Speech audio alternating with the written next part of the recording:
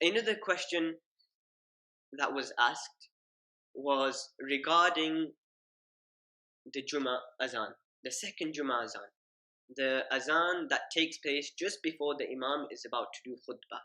Should we reply to that Azaan verbally or not? That is the question that has been asked.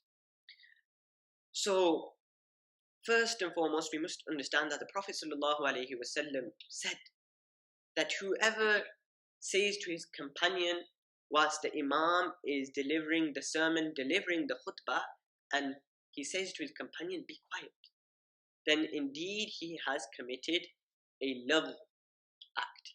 He has committed an act which has got no means to it. So from this we understand that when the Imam is delivering his sermon, it is necessary for us to remain quiet. Lots of people are oblivious to this.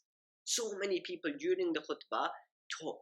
So if we know what the Imam is saying, if he is saying it in Arabic, in English, regardless if we understand or do not understand, it will be necessary for us to pay attention, to focus, and to listen to the Imam, and not to talk to anybody. So, back to our question. The scholars have disputed two facts in whether we can talk or not. They have said, number one, that the prohibition of talking, is it restricted to the khutbah just whilst the Imam is delivering the sermon, or does it also include when the Imam leaves for his khutbah and once he sat down on the mimbar and he's waiting to do his khutbah just before that? Will that also be included in the prohibition of talking? And once he finishes khutbah before the takbir, is that also included in the prohibition? And the second thing that the scholars have, Hanafi scholars have disputed within themselves, is that here the prohibition to talk, does it mean worldly talk, or does it also include Islamic talk?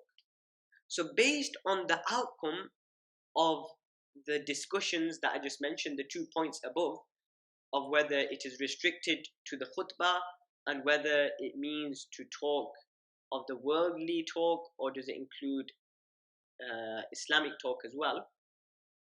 Based on those 2 points, many people have differed in their opinion of whether you can reply to the Jummah Azaan or not. In my humble opinion, it will be permissible to reply to the Azaan, the Jummah Azaan, the second Jummah Azaan, verbally, in such a manner that a person can hear himself.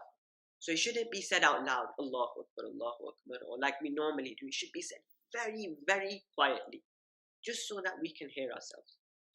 And I would also say that it would be preferable not to reply verbally. It would be better to reply to this Jummah Azaan, the second Jummah Azaan, in your heart.